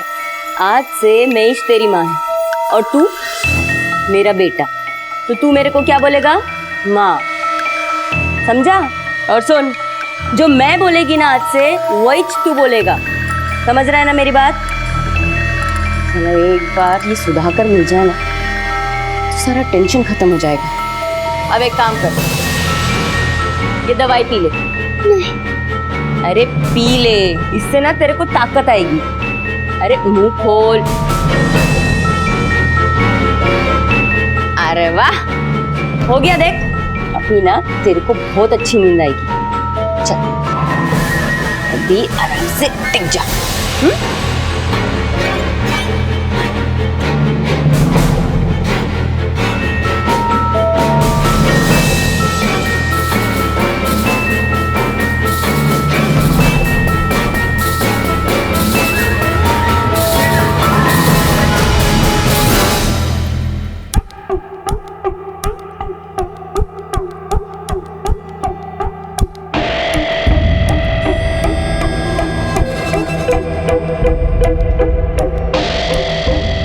अंकल, ये रोशनी का घर कहाँ है? घर तो यही है, पर वो अभी घर पे नहीं है, किसी काम का वास्ते बाहर चली गई है। तुम कौन है?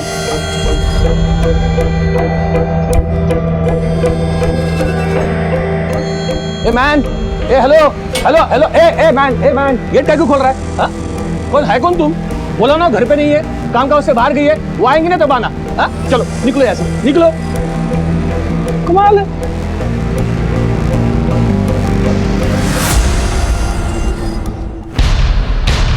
अरे सुनो। हाँ साहब। इसको देखा है? हाँ साहब, ये तो अम्मा है।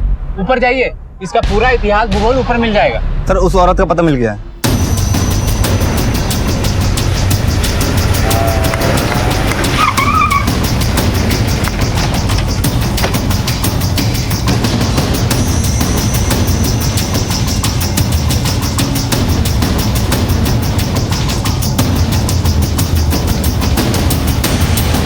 अरे छाया, हाँ इन लोग को ठीक से समझा दे, बाद में कस्टम में। हाँ हाँ। क्या हो गया साहब?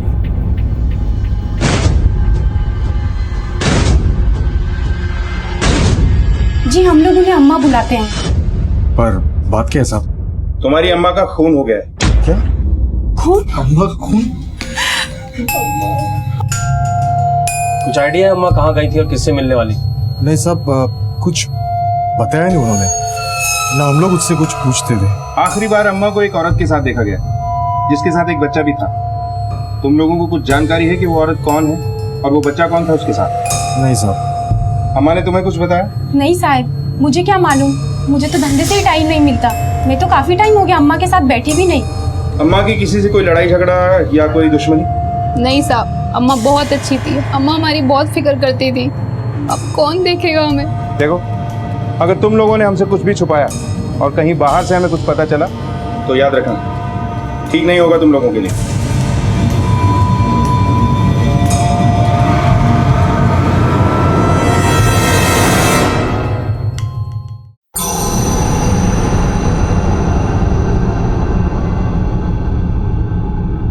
क्या बात है साहब, क्या देख रहे हो? रोशनी रोशनी तो आज आई नहीं। आपको पुलिस चाहिए तो मेरी दुकान से ले लीजिए साहब, पूजा के लिए ही चाहिए ना। रोशनी से ही काम है।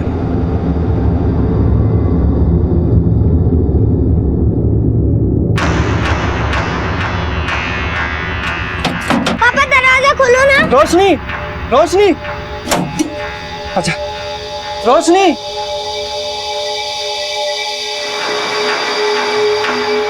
ये रोशनी कहाँ गई? अरे वेणु, किधर था तुम? पीटर अंकल, आपने रोशनी को देखा क्या? हाँ, कल दोपहर को आया था। उसके साथ एक बच्चा भी था, वो बहुत हड़बड़ी था, किधर तो चला गया। बोला एक काम है वो निपटा के आती हूँ। उसके बाद में उसको पूछते पूछते कोई तो आया था, लेकिन उसके पहले वो जल्दी जल्दी निकल गया। क्या मालूम किधर गई? अंकल, उसका फोन भी नहीं लग रहा है। हमको तो डर है वो किसी मुसीबत में ना फंस जाए। सर, अम्मा के कॉल रिकॉर्ड्स आ गए। इसे देख के लगता है कि काफी लोगों से बातचीत होती थी। आखिरी कॉल किसी रोशनी को किया था। रोशनी, ये कहीं वही औरत तो नहीं है जिसके साथ अम्मा को आखिरी बार देखा गया था, एक बच्चे के साथ? सुनसान जगह है, वहाँ पे एक बच्चा एक औरत पहले से खड़ी थी और ये भी सर वहीं पे उतर गए। पॉसिबल है सर। मैंने टेलीकॉम कंपनी से इसका एड्रेस लेके जब वेरीफाई किया तो पता चला कि वो फर्जी है, वो वहाँ पे नहीं रहती। एक बात और सर, अम्मा जी के मर्डर के बाद से इस रोशनी का फोन बंद है। नाइक, इस रोशनी का अम्मा के खून से जरूर कुछ लेना देना, क्योंकि अम्मा और रोशनी के सिम का एक साथ डेड होना सिर्फ एक कोइंसिडेंस नहीं हो सकता। इस रोशनी के भी कॉल डिटेल्स निकलवा, एक एक नंबर से खुद बात करो, कोई तो मिलेगा जो हमें इस रोशनी तक पहुंचा सके।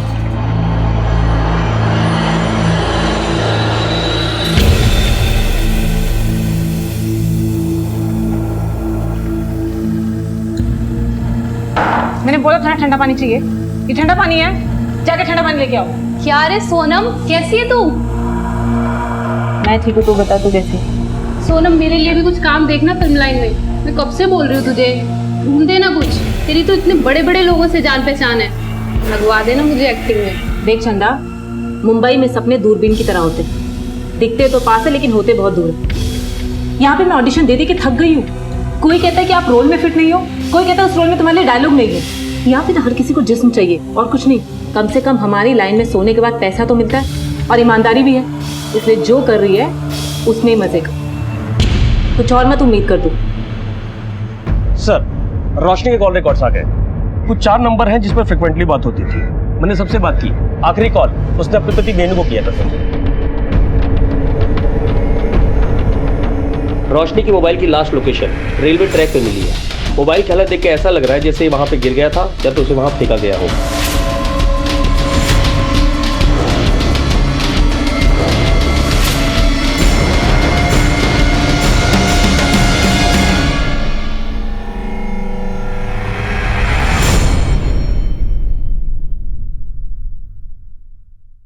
रोशनी यहीं रहती है? जी साहब।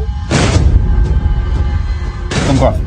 मैं वेणु, रोशनी का पति। कहाँ है रोशनी? रोशनी स्टेशन के पास फूल बेचती है, कल से ही घर पे नहीं आई है। क्या बात है साहब? नाइक, आसपास पूछताछ करो। सर। तो तुम लोग घर की तलाशी लो। कोई बात हुई क्या साहब? बात तो हमें पूछनी है।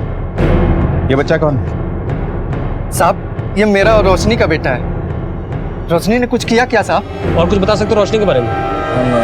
हाँ सर, परसों जब रोशनी वापस आई तो उसके साथ एक बच्चा था, बहुत ही डरा हुआ था और रो रहा था। ये बच्चा किसका है? हा? क्या हो गया इसको? ये खून कहाँ से आया?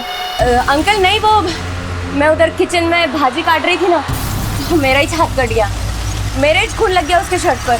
उसके बाद में बच्चे को लेकर वो कहीं चली गई जल्दी जल्दी, बहुत परेशान लग रही थी। अम्बेवाड़ी में एक धंधा करने वाली औरत जिसका नाम अम्मा है, उसकी हत्या हो गई और आखिरी बार रोशनी को ही उसी के साथ देखा गया। जानते हो वो औरत कौन है? रोशनी और धंधे वाले के साथ? नहीं नहीं साहब, रोशनी ऐसा नहीं कर सकती। मैं पहली बार आप लोगों के मुंह से सुन रहा हूँ साहब। तुम्हारी बीवी के साथ एक बच्चे को देखा गया है, किसका बच्चा है? तुम्हारा है? नहीं नहीं साहब, हमारा बच्चा तो ये है। फूल बेचने के अलावा रोशनी और क्या क्या धंधे करती है? नहीं साहब, रोशनी बस फूल ही बेचती है। अम्मा के खून में हमें रोशनी पे शक है। अगर वो तुमसे कांटेक्ट करती है या यहाँ आती है तो हमें ज़रूर बताना, इसी में तुम्हारी और उसकी भलाई। और हाँ, भागने की कोशिश मत करना। सर अंदर कुछ नहीं मिला और कोई है भी नहीं। साहब रोशनी ऐसा नहीं कर सकती। एक तरफ वेनू का कहना है कि उसकी पत्नी रोशनी ऐसा कुछ नहीं कर सकती, दूसरी तरफ ये कहता है कि रोशनी किसी मुसीबत में। अगर ऐसा है तो रोशनी अब तक हमारे पास क्यों नहीं आई? और उसके साथ जो बच्चा है वो कौन है? वहाँ पे एक बच्चा, एक औरत पहले से खड़ी थी और ये भी सर वहीं पे उतर गए। परसों जब रोशनी वापस आई तो उसके साथ एक बच्चा था, जिसके बारे में उसके पति को भी कुछ नहीं पता। सर हो सकता है ये बच्चा रोशनी कहीं से चुराया हो, या ये रोशनी की नाजायज औलाद हो सकता है, क्योंकि वेनू साल 2 साल में एक आध बार आता है। ऐसे में रोशनी का उससे ये बात छुपाना मुश्किल नहीं। सर अगर रोशनी इस बच्चे को नहीं पालना चाहती थी तो इसको अनाथ हालत में छोड़ सकती थी। सर ऐसा भी हो सकता है कि रोशनी किसी का बच्चा चुराकर बेचना चाहती थी, और अगर ये सच है तो ये चाइल्ड ट्रैफिकिंग का मामला बनता है सर। लेकिन एक बात समझ में नहीं आ रही कि एक फूल बेचने वाली का एक धंधे वाली से क्या कनेक्शन हो सकता है? कहीं ये रोशनी भी धंधा तो नहीं करती थी? आए, हमें पता करना होगा कि अम्मा का इस रोशनी से क्या कनेक्शन है। और हाँ, अगर ये बच्चा कहीं से चोरी किया गया है तो किसी न किसी थाने में इसकी मिसिंग कंप्लेंट जरूर दर्ज होगी। पिछले 10 दिनों में जितने भी बच्चे लापता हुए हैं, नेशनल मिसिंग पर्सन डेटाबेस से उनकी डिटेल्स निकलवाओ। मोहल्ले वालों से पूछताछ करके बच्चे का स्केच बनवाओ, हमें कोई ना कोई क्लू जरूर मिलेगा। सर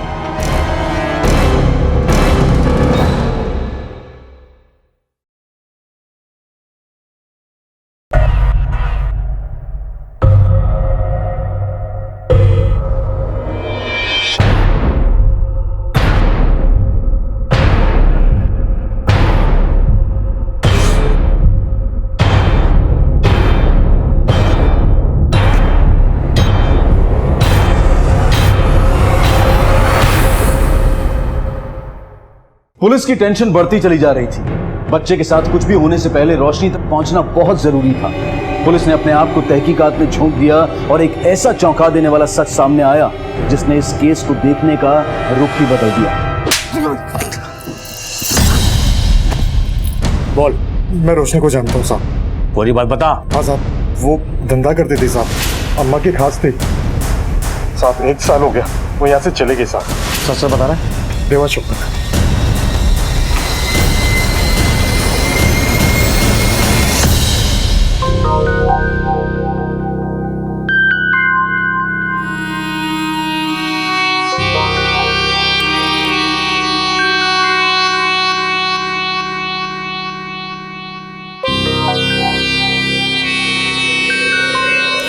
क्या करूं तुम? एक्सक्यूज मी, मेरा हाथ छोड़ो। क्या ये? हाथ छोड़ मेरा, हाथ छोड़ के बात कर। काला धंधा बंद करवा के खुद मुफ्त में मजा लेना चाहता है। एक बहुत देखे तेरे जैसे जो लड़कियों को सुधारने के चक्कर में उन्हें घर लेके जाके मुफ्त में एंजॉय करता है। चुपचाप यहाँ से चला जा, वरना मुझे दूसरे तरीके भी आते हैं। चला, एक बार मेरी हेल्प क्या कर दी, तू तो मेरे गले ही पड़ गया। तुम्हें मेरे साथ चलना पड़ेगा। हाथ छोड़, मैंने कहा मेरा हाथ छोड़। चल चल निकल। सर अम्मा का खास आदमी है मामू। उससे पता चला है कि एक जमाने में रोशनी अम्मा के पास धंधा करती थी। ये बात जानने के बाद सर हमने पुलिस रिकॉर्ड्स को अच्छे से खंगाला। इससे ये पता चला कि 1 साल पहले जो मुंबई के हर होटल और लॉज में रेड पड़ी थी, जिसमें प्रोस्टिट्यूशन का धंधा करने वाली लड़कियां पकड़ी गई थी, उसमें रोशनी का नाम भी शामिल था सर। तो जरूर अम्मा ने इस रोशनी की बेल करा दी होगी। नहीं सर, कोई सुधाकर है जिसने 4 लड़कियों की एक साथ बेल कराई थी, रोशनी, चंदा, निशा और सोनम। और इन चारों लड़कियों का आपस में कोई कनेक्शन? नहीं सर, वेनू और रोशनी के लिस्ट में सोनम का नंबर तो है, लेकिन सुधाकर और बाकी 3 लड़कियों की बातचीत नहीं दिखी। इस केस से रिलेटेड जितने भी कॉल रिकॉर्ड्स हमने निकलवाए, उन सब लोगों से बात करके सुधाकर और सोनम का पता निकालो। और हम उन्हें फ़ोन करने की गलती बिल्कुल नहीं करेंगे। लोकेट होते ही उन्हें उठाकर यहाँ लेकर आएंगे। क्योंकि जरा सी भनक लगते ही रोशनी फिर से भागने की कोशिश करेगी और तब तक इसके पति वेणु उठाकर लाओ इसे। जैसे बता, तू उसका पति है या सिर्फ आशिक, या फिर उसके साथ चाइल्ड ट्रैफिकिंग में इन्वॉल्व है? बोल। साहब मैं सच बोलता है, मैं ही रोशनी का पति है। हम आंध्रा के रहने वाले हैं। रोशनी का असली नाम रेवती है। गांव में बदहाली थी, कमाई का कोई जरिया नहीं था। रेवती को बचपन में ही पैसे के लालच में बेच दिया गया। मुंबई आकर रेवती रोशनी बन गई। उसके बाद उसने अपना जिस्म बेच बेच कर कमाना शुरू किया साहब। तो ये बात तूने हमें पहले क्यों नहीं बताई? किस मुंह से कहता साहब, वैसे भी साल भर से उसने ये धंधा छोड़ दिया है। अरे तू तो बहुत बड़ा संत निकला रे। सब कुछ जानते हुए भी तूने रोशनी से शादी की। सच सच बता, वो तेरी बीवी है या फिर उसकी कमाई पे अय्याशी कर रहा है तू? साहब ऐसा मत करो, मैं बचपन से रोशनी को पसंद करता हूँ। गांव के ज्यादातर लोग अनपढ़, गंवार, बेरोजगार हैं। घर वाले अपने ही लड़कियों को शहर में लाके बेच देते हैं। उसके बाद उसका नसीब रोशनी के साथ भी ऐसा ही हुआ साहब। तो तूने उसे जिस्म फरोशी के धंधे से दूर करने की कोशिश नहीं की? किया था साहब, 6-7 साल पहले की बात है, जब रोशनी गांव आई थी अपने माँ बाप पे गुस्सा निकालने। वहाँ आकर वो टूट गई साहब। माँ, भाई, बहन सब भूखमरी से मर चुके थे। बाप बिस्तर पकड़ चुका था। शायद वो रोशनी से माफ़ी मांगने के लिए अपनी आखिरी सांसें बचा के रखी। ऐसे में मैंने सब कुछ भुलाकर रोशनी से शादी करने की बात करी साहब। रोशनी, तू इस दलदल से निकल क्यों नहीं जाती? मुंबई छोड़ दे, यहीं आ जा। हम एक साथ रहेंगे। मैं है ना, मैं सब संभाल लेगा। ऐसी बातें करता है तू वेणु, कैसे बताऊं मैं तुझे कि मैं कितनों के साथ क्या क्या कर चुकी हूँ। रोशनी, मैं तो इतना समझता है कि मैं तेरे से प्यार करता है। शादी करेगी मेरे से? शादी के बाद कुछ महीने अच्छे से गुजरे, पर गोपाल के आने के बाद खाने के लाले पड़ गए साहब। दिल पे पत्थर रख के रोशनी को फिर से मुंबई आना पड़ा। पिछले साल एक भले मानस मिले, उन्होंने उसे इस दलदल से निकालकर एक नई राह दिखाई। उसके बाद से रोशनी ने सब कुछ छोड़ दिया साहब। कहानी अच्छी थी, इसमें इमोशन, ड्रामा, लव स्टोरी सब कुछ है, लेकिन इतनी भी अच्छी नहीं है कि हम यकीन कर लें। अगर उसने सब कुछ छोड़ दिया था तो खून करके एक बच्चे को लेकर यहां वहां भागती क्यों फिर रही है?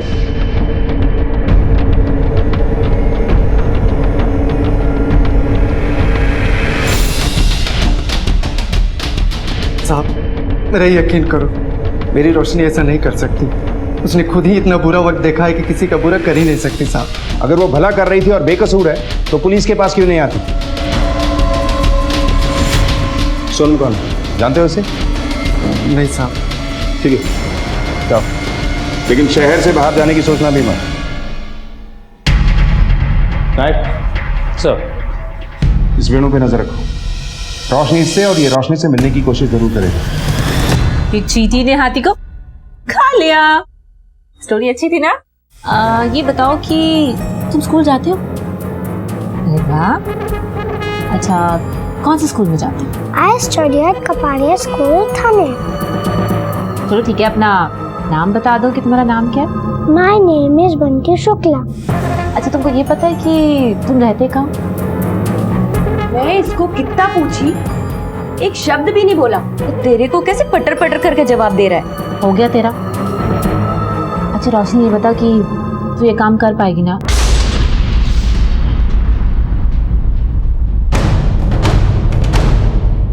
सर, पीटर, नंदू और मंदिर के पुजारी के हिसाब से जो बच्चे का स्केच हमने रेडी करवाया था, उसकी मिसिंग कंप्लेंट हमें एनसीआरबी में नहीं है। नायक, इस बच्चे को ढूंढने के लिए हमें ग्राउंड लेवल पे मुस्तैदी दिखानी है। आसपास के स्टेट पुलिस को बच्चे का स्केच भिजवा दो और अपने पूरे खबरी नेटवर्क को अलर्ट कर दो।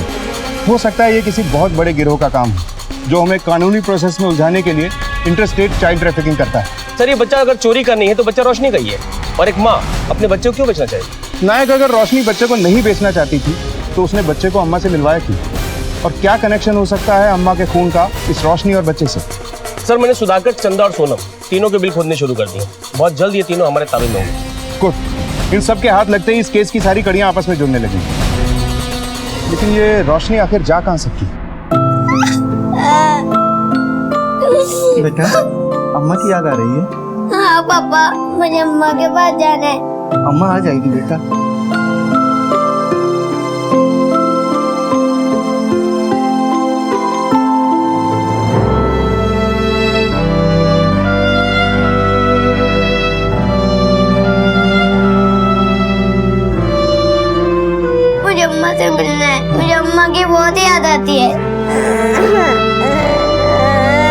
तेरी अम्मा आ जाएगी।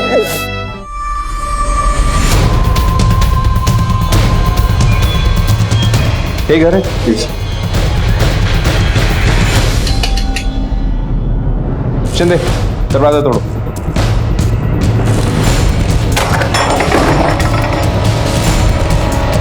रोशनी से पहले हमें उस तक पहुंचना है और इस बिल्डिंग का सीसीटीवी फुटेज चेक करो, बॉडी को पोस्टमार्टम के लिए भेजो। ये दूसरा मौका था जब रोशनी पुलिस की गिरफ्त में आते आते निकल चुकी थी। आखिर रोशनी करना क्या चाहती थी? उसने सोनम का कत्ल क्यों किया? क्या वो अकेले ही इन सारी वारदातों को अंजाम दे रही थी या फिर उसका पति वेणु भी इस खून में शामिल था? रोशनी के साथ वो बच्चा कौन था जो इतने दिनों से अपने घर से दूर था और उसके घर वाले उसके लिए परेशान नहीं थे? किसी भी पुलिस स्टेशन से उस बच्चे की कोई मिसिंग कंप्लेंट भी नहीं मिली थी। रोशनी सुधाकर से क्यों मिलना चाहती थी? रोशनी का अगला शिकार वो सुधाकर तो नहीं? क्या सुधाकर इस बच्चे से जुड़ा कोई राज जानता था? सर मुझे लगता है इस बच्चे का इस मर्डर से कोई ना कोई कनेक्शन तो जरूर है। पुलिस ने अब अपना रुख रोशनी से जुड़े दूसरे अहम नाम सुधाकर की तरफ किया। सुधाकर का फ्लैट कौन सा है? सुधाकर तो अब यहाँ नहीं रहता साहब। 1 साल पहले वो फ्लैट बेचकर अपना चला गया। क्यों? ये तो मुझे पता नहीं, पर सुना है कोई प्यार व्यार का चक्कर था, शायद पागल सा हो गया था वो किसी के प्यार में। अच्छा, आप बता सकते हैं वो इस वक्त सुधाकर कहाँ मिलेगा? ये तो मैं नहीं बता सकता, लेकिन हाँ, मेरे सोसाइटी के कुछ लोगों ने उसे यहीं कहीं आसपास घूमते फिरते देखा।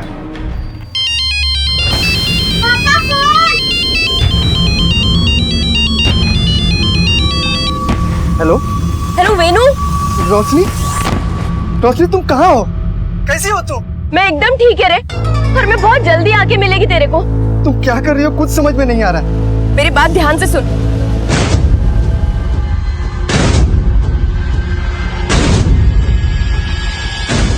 हेलो रोशनी, हेलो सर। सोनम का सोसाइटी का सीसीटीवी फुटेज आया सर। सीसीटीवी फुटेज में ये एक बंदा मिला है जिसे सोसाइटी में कोई नहीं जानता। रोशनी के घर से बाहर जाने के बाद लगभग 1 घंटे बाद ये बंदा सोसाइटी में घुसा। सुधाकर की बिल्डिंग के सेक्रेटरी को ये फोटो दिखाकर पूछताछ करो। सर।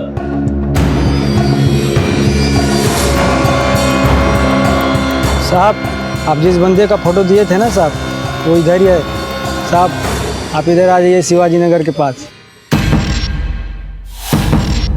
तो ये लाइन छोड़ती क्यों नहीं? तुझे कितनी बार समझाया इस लाइन में कुछ नहीं रखा, छोड़ती क्यों नहीं तू लाइन ये? सुधाकर जा अपना काम कर, देख धंधे के टाइम पे टाइम खोटी मत कर। तू मेरी बात क्यों नहीं मान रही? तू रुक जा, तू रुक अभी। पकड़ इसको, पकड़।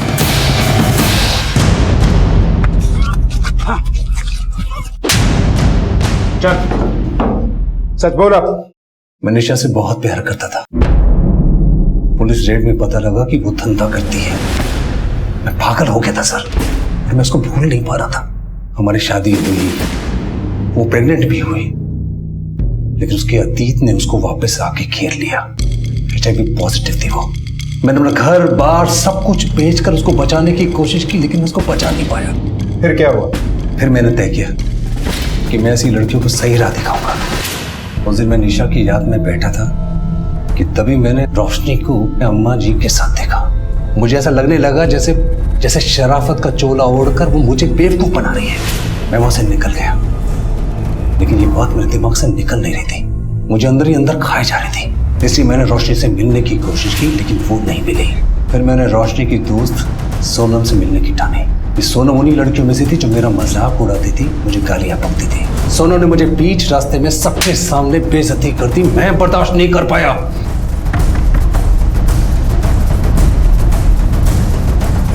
तू यहाँ तक आ गया? चल यहाँ से। तू नहीं सुधरेगी? अच्छा, तो उस दिन रोड की माते को समझ नहीं आई क्या? जहाँ घर तक चलाया। देख, दिस इज माय लाइफ, मेरा जो मन आएगा मैं वो करूंगी। तू होता कौन है रोकने वाला? चल निकल यहाँ से। आया बड़ा मुझे समझाने वाला नहीं है। तू ऐसा नहीं मानेगी ना? मुझे पता था कि अम्मा के मर्डर के बाद पुलिस रोशनी के पीछे पड़ी और सोनम का पर्स रोशनी के घर में फेंक दिया ताकि पुलिस रोशनी को पकड़ ले। रोशनी और वो बच्चा कहाँ है? या उन्हें भी मार डाला? अम्मा को भी तूने ही मारा था ना? नहीं सर, अम्मा को मैंने नहीं मारा। मैं तो रोशनी को ढूंढना था मारने के लिए। एक मिनट सर।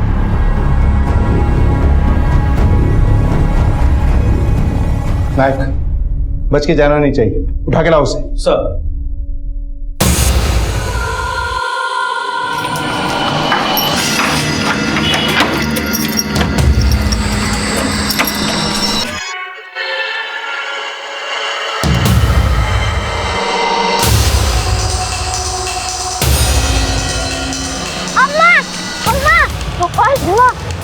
चलो टाइम नहीं है, चलो चलो चलो चलो।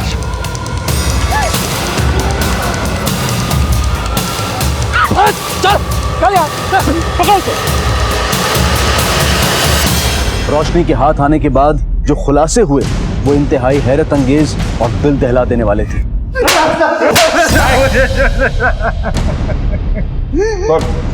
साहब मुझे माफ कर दो, मैं डर गया था। मैंने चाकू देखा तो मुझे लगा कि रोशनी का तो कुछ गलत हो गया। वो बच्चा जो तुम्हारे साथ था वो कौन था और अब कहाँ है वो? साहब एक दिन मेरे फूल के ठेले के पास कोई बच्चे को छोड़ के गया था। मैं उसको पुलिस के पास लेके जा रही थी पर अम्मा मिल गई मेरे को। कैसी है तुम? मैं अच्छी हूँ अम्मा। बड़ा प्यारा बच्चा है, क्या नाम रखा है इसका? अरे नहीं अम्मा, ये मेरा बच्चा नहीं है। वो मेरी फूल की दुकान के पास कोई छोड़ के गया। पुलिस के पास छोड़ने जा रही है मैं। देख रोशनी, अभी अभी तूने अपनी पुरानी जिंदगी को ठुकराकर अपनी नई जिंदगी शुरू की है, और अगर तू पुलिस के पास जाएगी तो तेरी पिछली पूरी कुंडली खोली जाएगी। तू क्या चाहती है कि जो तेरी अच्छी खासी जिंदगी चल रही है तो पुलिस के चक्कर में खराब हो जाए? मेरी पिछली जिंदगी के बारे में इधर किसी को भी नहीं पता था साहब, इसलिए अम्मा ने बोला कि वो अपने किसी भरोसे के आदमी को भेजकर उस बच्चे के माँ बाप का पता लगवाकर उनको पहुंचवा देगी। थोड़ी तसल्ली हुई थी साहब, पर उस बच्चे को मैं खुद उसके माँ बाप के पास पहुंचाना चाहती थी। इसलिए अगले दिन अम्मा की बताई हुई जगह पर मैं उस बच्चे को लेकर पहुंची।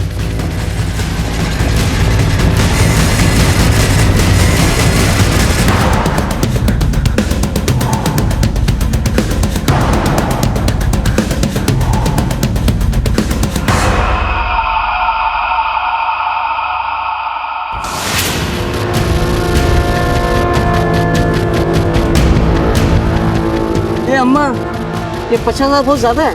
अरे ये तो लड़का है। कोई ज्यादा नहीं है, पकड़ चल। अम्मा पागल हो गई है तू? बच्चा बेचेगी तू?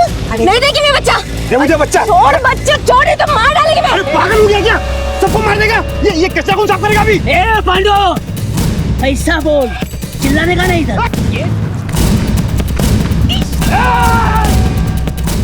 मेरे को अपना बचपन याद आ रहा था साहब।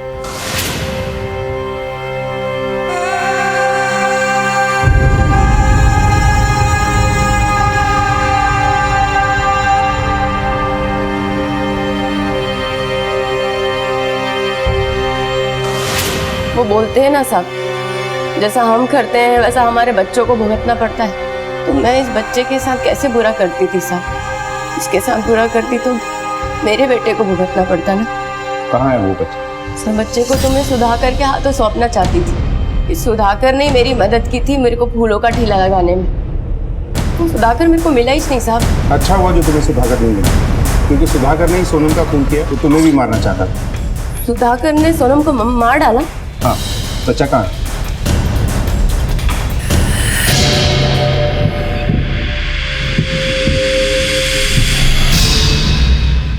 सर मैं बच्चे को सोनम के घर लेकर गई थी।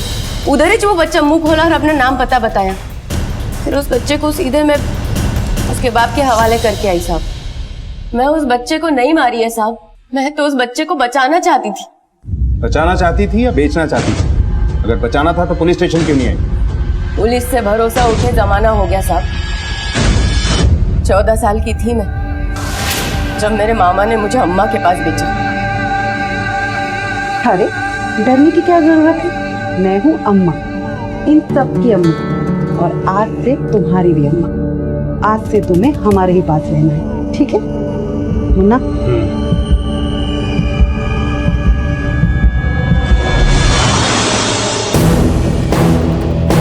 बहुत हिम्मत करके एक बार भागी थी मैं वहां से साहब, जाकर सीधा पुलिस वाले से टकराई। सोचा था कि अब बच गई मैं, पर वो मेरी गलत फहमी थी साहब। उसी पुलिस वाले ने मुझे सीधा अम्मा के पास कोठे पर ले जाकर बैठा दिया। पुलिस वालों का अम्मा के पास रोज का आना जाना था साहब। हमेशा लोग खुश करते थे उन्हें। कैसे करेगी मैं पुलिस वालों पे भरोसा, बताइए? मैं मानता हूँ कभी कभी रक्षक भी भक्षक बन जाते हैं, लेकिन सब लोग एक जैसे नहीं होते। पुलिस का काम लोगों की रक्षा करना होता है। बीती बातों में रहकर तुमने भूल की। सिर्फ बीती बातें नहीं है साहब, अम्मा के कत्ल में भी वो शामिल है। तुम बिना वजह पुलिस वालों को बदनाम कर रही हो। नायक, देखो, कानून सबके लिए एक जैसा होता है, फिर चाहे वो कोई भी हो। लेकिन तुम्हारी बातें अगर झूठ निकली ना तो देख लेना बचोगी नहीं तुम। हमें उस पुलिस वाले का नाम बताओ। संजय कदम नाम है साहब उसका, हेड कांस्टेबल है और अम्मा का वर्दी वाला पार्टनर। अगर इसकी बातों में सच्चाई है और हम इसके खिलाफ कोई एक्शन लेते हैं तो इसका भरोसा कानून की वर्दी पर से हमेशा के लिए उठ जाएगा। कानून में लिखा है, भले ही 100 गुनहगार छूट जाए लेकिन एक बेगुनाह को सजा नहीं होनी चाहिए। और हमें सिर्फ इसके ऊपर शक है, हमारे पास इसके खिलाफ कोई सबूत नहीं है। एक काम करो, कांस्टेबल संजय कदम की डिटेल्स निकलवाओ, उसकी प्रॉपर्टी से लेके बैंक बैलेंस तक, किस किस के साथ टच में है, अंडर द टेबल कितना खाता है, इसकी पूरी कुंडली चाहिए मुझे। डिपार्टमेंट को इसके बारे में जरा सी भी भनक नहीं लगनी चाहिए और इस फकीरा को भी खोद के निकालना।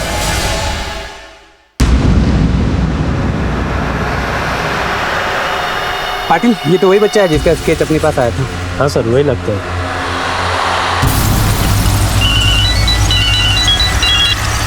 हेलो, आपने जिस बच्चे का स्केच भेजा था उसकी लाश मिली है मुझे। सर ठाणे पुलिस का फोन था। घोड़बंदर रोड पे एक बच्चे की लाश मिली जिसकी शक्ल हमारे दिए हुए स्केच से मैच करती है।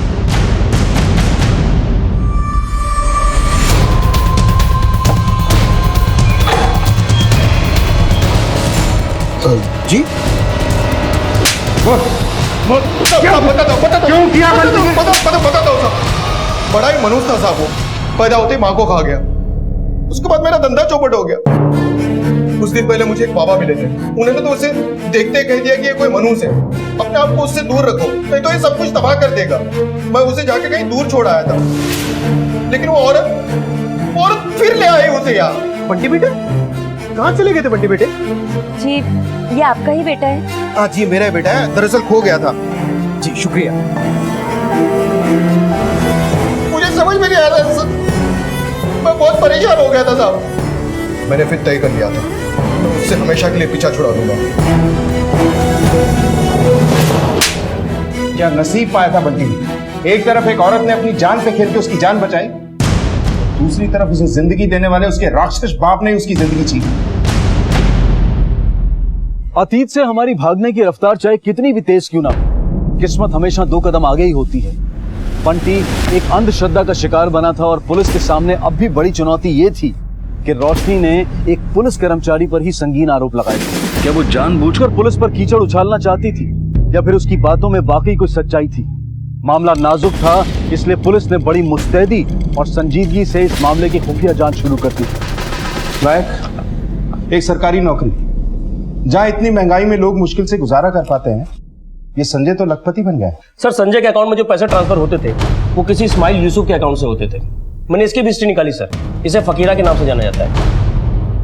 प्रोस्टिट्यूशन और ह्यूमन ट्रैफिकिंग कई केसेस इस पर। एक बात और सर, इसी अकाउंट से अम्मा को भी पैसे ट्रांसफर होते थे। इसका मतलब है कि रोशनी सही कह रही, हो सकता है ये दोनों अम्मा के मर्डर केस में भी इन्वॉल्व है।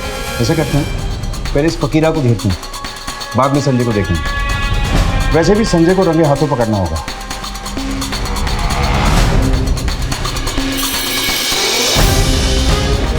था ना कि कुछ दिन के लिए शुतुरमुर्ग की तरह गर्दन जमीन में गाड़ दे। पता क्यों बुलाया था? एक बड़ी डील सामने आई, 4 लड़कियां, 2 लड़के चाहिए। खबर भरोसे के आदमी चाहिए ना? पार्टी नहीं है लेकिन भरोसे का बन जाएगा। बे पुलिस की चाल है ये। अरे कोई चाल वाल नहीं। पुलिस!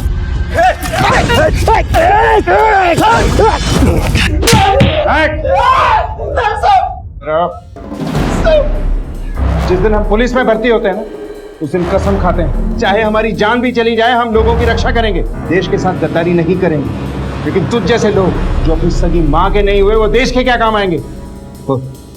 अम्मा को क्यों मारा? सर, तो रोशनी वहां बच्चे को लेकर आई थी। अम्मा ने पहले 1 लाख रुपए बच्चे के लिए लिए थे सर। इस डील के बारे में जब रोशनी को समझा तो उसने बच्चे को देने से इनकार कर दिया। फकीरा को गुस्सा आया और इसने चाकू चला दिया सर। साहिब, बच्चा भी जा रहा था और पैसे भी जा रहे थे, तो चाकू लग गया, वो वहीं गिर गई। उन दोनों के झगड़े में वो रोशनी बच्चों को लेके भाग गई। न जाने कितनी लड़कियों की जिंदगी बर्बाद की है तूने, और पता नहीं कितने बच्चों को मौत के कुएं में झोंका। और तू, इस वर्दी को हम गीता और कुरान की तरह पवित्र समझते हैं, तूने इसी वर्दी पर कीचड़ उछाला है। कोर्ट से गुजारिश करूंगा कि तुझे सिर्फ और सिर्फ फांसी की सजा है।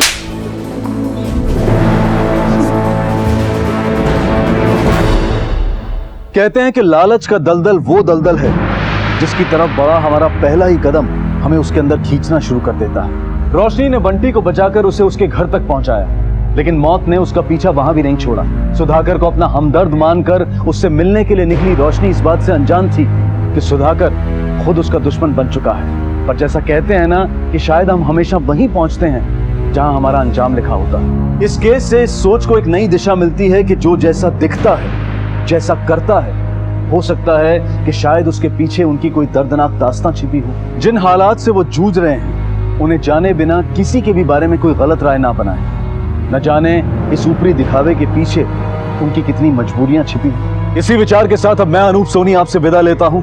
फिर मुलाकात होगी अगले एपिसोड में एक और चौंका देने वाले केस के साथ। तब तक अपना और अपने परिवार का ख्याल रखें और देखते रहें क्राइम पेट्रोल डायल 100। सबक एक को सीख हम सबको। जय हिंद। क्राइम पेट्रोल के और भी दिलचस्प कहानी देखने के लिए हमारे चैनल को सब्सक्राइब करें और बेल आइकॉन दबाना न भूलें।